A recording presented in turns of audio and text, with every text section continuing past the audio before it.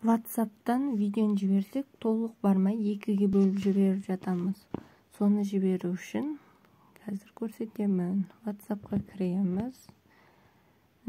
Галереядан жіберсек, толық нұсқасы бармайды, екіге бөлініп қалады. Лешке. Саған мынау видео 5 минуттан аса видео, 3 минуттан аса видеолар екіге бөлінеді. Осыны толық жіберу үшін былай істейміз. Документке кіреміз. Видеосына кіреміз.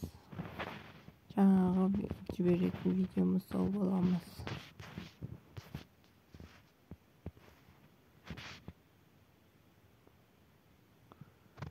Вот.